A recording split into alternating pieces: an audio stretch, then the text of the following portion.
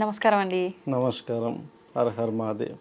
అయితే మీరు కుంభమేళాకి వెళ్ళొచ్చా అని చెప్పి ఇందాక మనం మాట్లాడుకున్నప్పుడు చెప్పడం జరిగింది. అవును. ఇప్పుడు మామూలుగా కుంభమేళా అనగానే రకరకాలుగా మాట్లాడుతుంటారు. అవును. కుంభమేళాలో కూడా పలు రకాలు ఉన్నాయని చెప్పి, ఒక్కొక్క కుంభమేళా ఒక్కొక్క ప్రాంతంలో జరుగుతుంది అని చెప్పి, ఒక్కొక్కటి ఏదైతే మనం పేరు ప్రాంతం పేరు కుంభమేళా పేరు పెట్టి మాట్లాడుకుంటున్నామో ఒక్కొక్కటి ఒక్కొక్క అంటే కొన్ని కొన్ని సంవత్సరాలకు వస్తుంది అని చెప్పి ఇలా మాట్లాడుతున్నారు. అవును. అయితే ఇప్పుడు వచ్చిన ఈ కుంభమేళా ఎన్ని సంవత్సరాల తర్వాత వచ్చింది?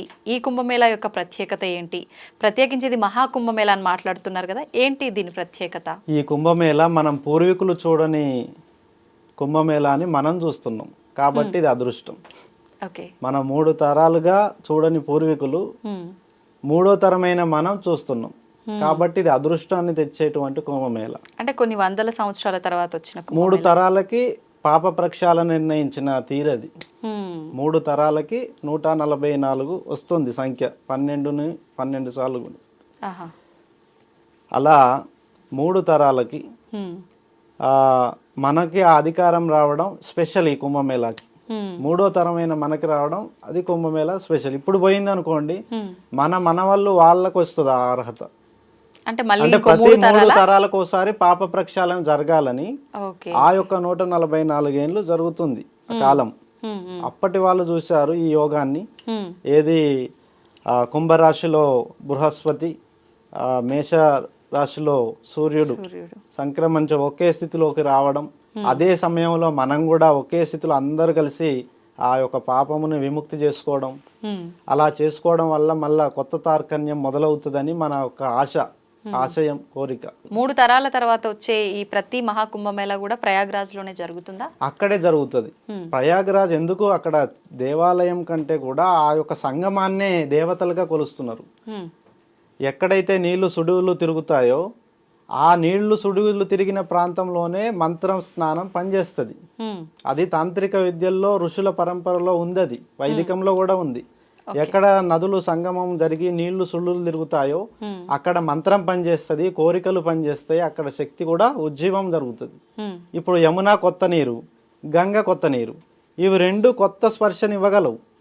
ఇచ్చి సరస్వతి అంతర్వాహినిగా ప్రవేశించే సరస్వతి మనల్ని స్పర్శించగలదు. అంటే మన కొత్త అనుభవ పాఠాలు అక్కడ పురుడు పోసుకుంటాయి. అంటే విశిష్టమైనది అక్కడ దాగి ఉంది. కాబట్టి నాగ సాధువులు దీన్ని కనిపెట్టి వాళ్ళు ఆచరిస్తూ ప్రజలను కూడా మేల్కొల్పి మాతో పాటు మీరు కూడా వచ్చే ఆ యొక్క పాపం కానీ దుష్టం పీడలు కానీ కీడు కానీ తొలగిపోయే అంశాలు కోరుకొని మనం మునిగిలేస్తే అక్కడ వెళ్ళిపోతాయి. ఇప్పుడు అఘోరాలు, నాగసాధువులు వీళ్ళు మనకు కనిపించే వాళ్ళు, మంత్రం చేస్తూ స్నానం ఆచరించే వాళ్ళు వీళ్ళు ఇప్పుడు అంటే మనందరికీ ఒక రకమైన ఆశీర్వాద రూపంలో వాళ్ళ మంత్రాల ద్వారా మనకు ఆ నదిలో ఆ యొక్క శక్తిని ప్రసాదిస్తున్నారు. కానీ దేవతలు కూడా వచ్చి స్నానం ఆచరించి వెళ్తారు అంటారు కదా, అది మనం ఎవరితో తిరిగితే వాళ్ళ లక్షణాలే వస్తాయి. మనం మంచోళ్ళతో తిరిగితే బాగుపడతాం, చెడగొట్టేవాడితో తిరిగితే చెడిపోతాం. అక్కడ ఉన్నదంతా పుణ్యపురుషులు, యోగులు, మునులు.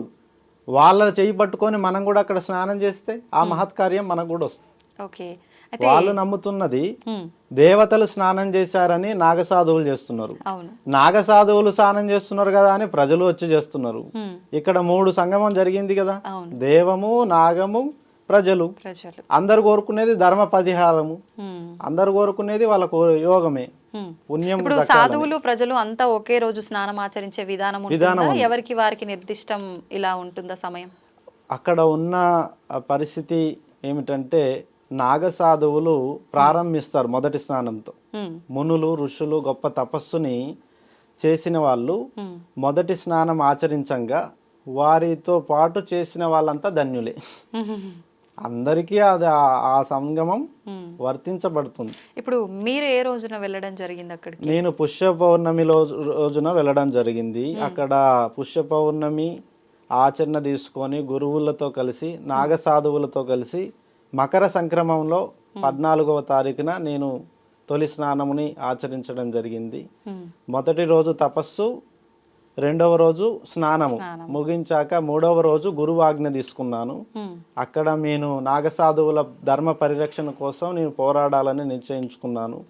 ధర్మాన్ని జాగృతం చేసి ప్రజల పక్షాన గుర్తుగా మేల్కొల్పి వాళ్ళని ఆనందపెట్టే విధంగా దైవాన్ని చూపించే విధంగా, అనుగ్రహించే విధంగా, అందరికీ మేలు జరిగే విధంగా నా యొక్క దీక్షతలను ఎంచుకున్నాను గురువుల ద్వారా. అయితే ఇప్పుడు నాగసాధువులు అన్నారు కదా, మామూలుగా చూసేంత వరకు, మాట్లాడుకునేంత వరకు మగ నాగసాధువుల గురించే మాట్లాడుకుంటాం. కానీ ఆడవాళ్ళు కూడా ఉంటారని చెప్పి, వాళ్ళు బయట ప్రపంచంలోకి రారు, కానీ కుంభమేళ సమయంలో వాళ్ళు వస్తారు అని చెప్పి అంటారు కదా, అలాంటి వారు వచ్చారా? మీరు వెళ్ళిన ఆ సమయంలో మీరు కలిసారా? మహిళా నాగసాధువులు ఉన్నది వాస్తవం, కానీ వాళ్ళ యొక్క దీక్షా నియమాలు ఇప్పుడు చూపిస్తే అది ఆజ్ఞ అనేది వెళ్ళిపోతుంది. మహిళలకి ఆదర్శవంతమైనటువంటి మహిళలను మనం ఆదర్శవంతమైనటువంటి శ్రీమూర్తులుగా చూపిస్తాం. ఇది ధర్మ పోరాటం. ఇందులో పురుషులు ముందు వరుసలో ఉంచేసి స్త్రీలను తమ యొక్క ధర్మపక్షాన వచ్చిన వాళ్ళని స్వాగతిస్తారు. కానీ తన యొక్క యోగముని గుర్తించి ఆ యొక్క మగ నాగసాధువుల వెనక వారు కూడా ఉంటారు, కానీ వారు బయటికి రారు. వారికి ఎక్కువ ఆచరణలు ఉంటాయి. మగ నాగసాధువుల కంటే ఆడవారిలో ఉన్న నాగసాధువులకే ఎక్కువ ఆచరణలు ఉంటాయి. ఇంకా ఎక్కువ ఆచరణలు ఉంటాయి. మగ నాగసాధువులు నగ్నంగా తిరగగలుగుతారు, కానీ మహిళా నాగసాధువులు నగ్నంగా తిరగకూడదు. నాగసాధువులు కూడా నగ్నంగా తిరుగుతారా? అంటే మేము విన్నంత వరకు అఘోరాలు మాత్రమే అలా దిగంబరంగా ఉంటారు అని చెప్పి విన్నాము. అవును, మహిళా నాగసాధువులు మాతృమూర్తులతో సమానం కాబట్టి వారిని నగ్నంగా చూయించకూడదు. కాబట్టి ఆ ధర్మాచరణ వాళ్ళు వస్త్రం కప్పుకొని ఉంటారు. వారు చేసే విధానం వాళ్ళ యొక్క పూజా మందిరాల్లోనే మాత్రమే, వాళ్ళు గుహల్లోనూ వాళ్ళ పూజా మందిరాల్లో వాళ్ళు నగ్నంగా సాధన చేసుకోవడం జరుగుతుంది. కానీ సమాజంలో ఎప్పుడు ఏ మహిళా నాగసాధువులు కూడా నగ్నంగా తిరగకూడదు. అది ధర్మాన్ని కాపాడడం కోసం, ధర్మాన్ని కాపాడడం కోసమే కదా వాళ్ళు దీక్ష తీసుకుంది. మరి ధర్మాన్ని చెడగొట్టడం కోసం నగ్నంగా తిరగడం ఉండదు.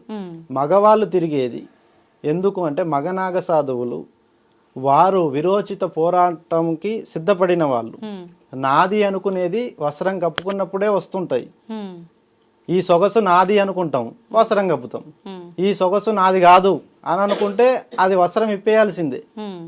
అలా మగవాడికి నాది కాదు, మగవాళ్ళకి అహంకారం ఎక్కువ ఉంటుంది. ఆ అహంకారాన్ని తొలగించడం కోసమే ఆ యొక్క నాగసాధువుల నియమం వస్త్రం తీసేసుకొని నగ్నంగా ఆచరణ చేయాలనే నియమం ఉంది. అహంకారం తొలగిపోతుంది. అహంకారం వీడినప్పుడే ఆ ధర్మాన్ని ఆచరించేటువంటి గురువుగా నాగసాధువులు ఉంటారు. అందుకే నాగసాధువులు నగ్నంగా ఉంటారు, కానీ వాళ్ళు వేరే ఏ విధమైనవి లేదు.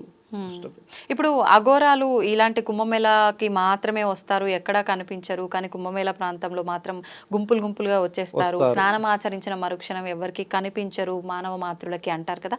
మరి మీరు కూడా ఉపాసన చేసి కొంచెం ఆ జ్ఞానాన్ని సంపాదించిన వారు, మీకు కూడా అలా అదృశ్యమైనట్టుగానే కనిపించారా? నేను కూడా ఇప్పుడు దాకా అదృశ్యంలోనే తిరిగాను. అవునా? అదృశ్య యోగులుగానే తిరిగాను. నేను ఎక్కడ పని చేశాను, ఎక్కడున్నాను సమాజానికి తెలియదు. ఇప్పుడు ఓ సందర్భం వచ్చింది కాబట్టి కనిపించాల్సి వచ్చింది. నాగసాధువుల పరంపర తరపున నేను కొన్ని వాగ్దాటిని ప్రజలకు పరిచయం చెయ్యాలని వచ్చాను కాబట్టి వచ్చాను.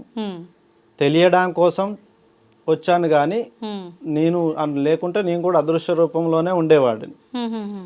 ఇక్కడ ఉన్నటువంటి ఆర్తనాదాలు, ఇక్కడ ఉన్నటువంటి ఆందోళనలు, ఇక్కడ జరుగుతున్నటువంటి చెడు అనేది పెరగడం వల్ల మేము కదిలి వచ్చి దాన్ని సరిచేసే మన తోచినంతగా, మన శక్తి మీద సాధించినంతగా దాన్ని తగ్గించి ఆ ఆపదల నుంచి విముక్తి చేయడం కోసం మేము ఉంటామని వచ్చాము. ధర్మరక్షణ కోసమే నేను వచ్చింది, ధర్మరక్షణ పరిరక్షణ కోసమే. కానీ మాయ మాటలు చెప్పడము, మాయను సృష్టించడము, మాయ ఎన్నటికి గెలవదు. నిజం నిలబడ్డన్ని రోజులు మాయ నిలబడదు. అది నాగసాధువుల తరపున నేను వచ్చాను. ఇప్పుడు కుంభమేళా జరుగుతుంది. ప్రజలందరూ కూడా వచ్చి ఆ యొక్క ధర్మాత్ములను, ధర్మం వైపు నిలబడి పోరాడుతున్న నాగసాధువులను దర్శించి మీరు కనుక స్నానం చేస్తే ఆ యోగుల వరాన మీకు అనుకున్నవి జరుగుతాయి వాళ్ళ ఆశీర్వాదంతో. ఒకవేళ వెళ్ళలేని వాళ్ళు అంతే పుణ్యం పొందాలి అని అంటే వేరే ఆప్షన్ ఏదైనా ఉందా? ఇప్పుడు నన్ను తాకితేనే నా స్పర్శ తెలుస్తుంది, అంతే కదా. నీళ్లు తాగితేనే దప్పిక తీరుతుంది. అలాగే ఆ స్పర్శ తెలవాలంటే ఆ భూమి, ఆ నీరుకి రుణమై ఉన్నోళ్ళు వెళ్ళాలి. వెళ్తే ఆ భూమి, ఆ ప్రాంతం, అక్కడ పడే కష్టాలు, అక్కడ చూసే విధానం, విద్య మనలో ఉన్న అరిషడ్ వర్గాల మీద ఇప్పుడు అన్ని కోణాల్లో పట్టినటువంటి చెడు వదిలిపోతుంది. ఇప్పుడు ఇక్కడ నుంచి దూరం నుంచి పొందాలంటే 1-2 విభాగాలే జరుగుతాయి. సంపూర్ణం కావాలంటే వెళ్ళి తీరాల్సిందే. ఇప్పుడు అక్కడ స్నానం ఆచరించిన వాళ్ళు మీలాంటి వారు ఎవరైనా ఆ జలాన్ని తీసుకొచ్చి ఇస్తే దాన్ని చల్లుకోవడం అది ఇంకా మహత్కర పుణ్యం. అంతే పుణ్యం. మన మేలు కోరి అలా తెచ్చిచ్చే వాళ్ళు ఉంటే ఇంకా పుణ్యం. మీరు ఎందుకంటే తీసుకొచ్చారు వారే అయితే మా అందరి కోసం. నేను తీసుకొచ్చాను. అలా తీసుకొచ్చే వాళ్ళు దొరికితే ఇంకా సంతోషం. వారే శివయ్య అనుకోవాలి. ఓకే, వారే శివయ్యలా వచ్చి ఆ గంగ ప్రదానం చేసి పాపాలను తీసి మళ్ళీ మరొక జన్మనిచ్చినట్టే, మరొక యోగమునిచ్చినట్టే.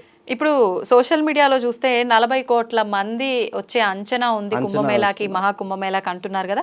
సుమారుగా మీరు చూసిన ఈ 3 రోజుల్లో ఎంత జనం వచ్చి ఉండొచ్చు ఒక అంచనా వేయగలరా? నేను చూసిన ఈ రోజుల్లో 7 కోట్ల వరకు వచ్చి ఉండొచ్చు. 7 కోట్ల వరకు మొదటి 3 రోజుల్లోనే. మళ్ళీ ఇంకా మౌని అమావాస్య ఉంది. మౌని అమావాస్య ఉంది. శివరాత్రి లోపు చాలా మంది వచ్చేస్తారు. వసంత పంచమి ఉంది, నాగపూర్ణమి ఉంది. ఇంకా ఈ తదితర ముఖ్య అంశాల్లో వీలైన వాళ్ళు చేరుకోగలరు. ఆడవారు కూడా ప్రజలు సామాన్యులు వస్తూ ఉంటారా మామూలుగా కుంభమేళా సమయంలో? ప్రతి నిత్యము జరుగుతూనే ఉంటది, డైలీ. అక్కడ ఏర్పాట్లు కూడా చాలా చక్కగా నిర్వహించారు. యోగి ఆదిత్యనాథ్ సీఎం గారు చాలా పర్యవేక్షణ చేసి అందరి భద్రత కూడా అక్కడ ఉంది. అందరికి భద్రతకర యోగంగా ఏర్పాట్లు చేశారు. ఇప్పుడు నది స్నానం ఆచరించటము ఇవన్నీ అంటే ఖచ్చితంగా దానికి తగ్గట్టుగా మగవారికి ఏ వసతులు లేకపోయినా ఆడవారికి వసతులు కావాల్సిందే. అలాంటి వసతులు కూడా ఏమైనా ఏర్పాటు చేశారా ఆ ప్రాంతంలో? ఉన్నాయి. ఆడవారికి సంబంధించిన తదితర అంశాలన్నీ, భద్రతా అంశాలు, ఏర్పాట్లు అన్ని కూడా చేశారు. కాబట్టే 7 కోట్ల 8 కోట్ల మంది పబ్లిక్ రావడం జరిగింది. ఇప్పుడు చిన్న పిల్లలు కూడా వస్తున్నారు. చిన్న పిల్లలు, పెద్దవాళ్ళు అందరు వస్తున్నారు. ఎందుకంటే ఆ జలాన్ని తాకడమే పుణ్యయోగం అని ఒక నమ్మకం వెనుక 40 కోట్ల మంది కదులుతున్నారు. ఒక నమ్మకం వెనుక 40 కోట్ల మంది ప్రజలు కదిలి రావడం, అది ఎంతో ధర్మాన్ని చూపిస్తున్న ఈ ఆనవాళ్ళు చూపిస్తున్నాయి. యోగం పుణ్యమే కదా. అవునవును. ఇప్పుడు సోషల్ మీడియాలో చాలా వరకు ఆల్రెడీ కుంభమేళా ప్రారంభమైన తర్వాత రకరకాల యోగుల్ని చూడడానికి చాలా గంభీరంగా భయంకరంగా ఉన్న ఆకారంతో ఉన్న వాళ్ళు పాములు చేతిలో పట్టుకున్నట్టు, నోట్లోంచి మంటలు తీస్తున్నట్టు, ఒకరిపైన ఒకరు ఎక్కి ఉన్నట్టు నాట్యాలు చేసి రకరకాలుగా చూపిస్తున్నారు. ఇదంతా గ్రాఫిక్స్. ఇలాంటి వాళ్ళు నిజంగా వచ్చున్నారు అక్కడికి? అవి కొన్ని సాధనా సురులని వాళ్ళు కొద్ది మంది ఉంటారు. వాళ్ళు భగవంతుడి రూపాలని, శక్తులని కనికట్ల ద్వారా చూపిస్తారు. కొద్దిమంది నిజమైన ఆచరణతో, నిజమైన ధర్మంగా వాళ్ళకి ఎవరైతే రుణం ఉన్నారో, కలుస్తున్నారో వాళ్ళకి ఇవ్వాల్సిన వాక్కుని, ఇవ్వాల్సిన రక్షణ ఇస్తున్నారు. అందరూ సమిష్టిగా. కుంభము అంటే నాగసాధువులు, మునులు, ఋషులు, కిన్నెర కింపురుషులు, గాన గంధర్వులు, అందరు దేవతలందరి సాక్షాత్కారం కూడా అక్కడ కనిపిస్తుంది. దాన్ని ముందుండి నడిపే వాళ్ళు నాగసాధువులు అయ్యారు. అందుకే ఆ జాతరకి స్పెషల్ నాగసాధువులు అయ్యారు కుంభమేళాకి. అక్కడ వచ్చిన ప్రజలకి భోజనాలు, వాటరు ఇలాంటి సదుపాయాలన్నీ ఏమైనా కల్పిస్తున్నారా, లేదంటే ఎవరికి వాళ్ళు ఏర్పాటు చేసుకోవాల్సిందేనా? ఎలా ఉంది అక్కడ వాతావరణం? అక్కడ ఉన్న సాధువులు, వారి పరిషత్ సంఘములు అన్నీ ఏకమై విరివిరిగా అందరూ అన్నదానాలు చేస్తున్నారు. సాధువులంతా కలిసి ప్రజలకి తగిన సౌకర్యాలు కూడా అక్కడ ఉన్నాయి. ఆ వెళ్ళి వచ్చే విషయంలో ఒక 1-2 అవర్స్ ట్రాఫిక్ వల్ల కానీ మిగతా ఏ అంశాలతో ఇబ్బంది లేదు. అక్కడ అన్ని విషయాలు కూడా సులభతరంగానే ఉన్నాయి. వెళ్ళి రావడం కూడా సులువుగానే అవుతుంది. ఇప్పుడు సుమారు రైల్వే స్టేషన్ నుంచి కానీ అక్కడికి వెళ్ళడానికి మామూలుగా పట్టే సమయం కన్నా చాలా ఎక్కువ సమయం పడుతుంది. ఎంత సమయం పడుతుంది మామూలుగా? 1 అవర్ టైం నడవడానికి వెళ్తుంది. ఎందుకంటే 5-6 కిలోమీటర్స్ జర్నీ నడవడం ఉంటుంది, వాకింగ్ డిస్టెన్స్. కోట్ల మంది వస్తున్నారు కాబట్టి ఎవరి రూట్స్ వాళ్ళకి వాకింగ్ డిస్టెన్స్ 5 కిలోమీటర్స్. వెహికల్స్ లో దగ్గర దాకా వెళ్ళే అవకాశం. వెహికల్స్ అన్ని దూరమే పార్కింగ్ యార్డ్ లో ఉంటాయి. వెహికల్స్ దగ్గర నుంచి బస్సులు వెళ్తాయి. బస్సులు కొన్ని స్పెషల్ బస్సులు నేరుగా ఆ సంఘం దగ్గరలో ఆపే విధంగా ఏర్పాటు చేశారు. చాలా బాగుంది. అయితే ఇప్పుడు నేను మొన్న ఒక వీడియోలో చూశాను, 7 అడుగుల ఉన్న ఒక అతను ఋషి వచ్చాడు అని చెప్పి. అలాంటి వాళ్ళు నిజంగా ఎవరైనా వచ్చారా? ఇవన్నీ వ్యూస్ కోసం ఇలాంటివి చెప్పడం జరుగుతుందా? మనం ఈ మానవ జీవితంలో అన్ని అంశాలు పొందిన వాళ్ళు ఉంటారు. కొంతమంది పొడుగుగా, కొంతమంది పొట్టిగా, కొంతమంది అందంగా, కొంతమంది వికారంగా, భయంకరంగా, అన్ని రూపాల్లో ఉన్న యోగులు అక్కడ ఉన్నారు. అంటే బాగా చదువుకొని అవన్నీ వదిలిపెట్టి అలా కూడా వచ్చారు, వచ్చిన వాళ్ళు అలా ఉన్నారు. జన్మకాంక్షలతో వచ్చిన వాళ్ళు ఉన్నారు, సేవ చేద్దామని వచ్చిన వాళ్ళు ఉన్నారు, తెలుసుకుందామని వచ్చిన వాళ్ళు ఉన్నారు, ఓకే అసలు దేవుడు అంటే ఉంటుందా, పవర్ ఉంటుందా ఉండదా అని వచ్చిన వాళ్ళు ఉన్నారు. సకల ఇప్పుడు మన ధర్మంలో ఎన్ని ప్రశ్నలు ఉన్నాయో అన్ని ప్రశ్నలను అక్కడ మనం సంబంధించి చూసుకోవచ్చు, కనిపిస్తారు. ఓకే అన్ని విధాలుగా వచ్చిన వాళ్ళు ఉన్నారు. సర్వము సంఘటితంగా నడిపించింది కుంభం, అందుకే అది కుంభమేళా అయింది. ఇప్పుడు ఈ సాధువులు వీళ్ళంతా మామూలు ప్రజలతో మాట్లాడడం జరుగుతుందా? జరుగుతుంది. ఎవరికైతే వారు చూడంగా ఎవరికైతే రుణం ఉంది అనుకుంటారో వారితోనే మాట్లాడతారు. వాళ్ళకి అనిపిస్తే మాట్లాడతారు, కుదిరితేనే కదా ఏదైనా జరిగేవి. అవును. ఇప్పుడు ఈ అఘోరాలు అక్కడికక్కడే ఏదో మ్యాజిక్ చేసినట్టుగా రుద్రాక్షలు ఇవ్వటం ఇలాంటివి చేస్తుంటారు. అది ఇప్పుడు సైంటిస్టులు ఎట్లయితే కొన్ని సైన్స్ పరికరాలను చూపిస్తూ అట్రాక్ట్ చేస్తారో, మన గురువులు కూడా ఆ కనికట్ల ద్వారా మేము ఇవన్నీ పంచభూతాలన్నీ మేము కంట్రోల్ చేయగలం.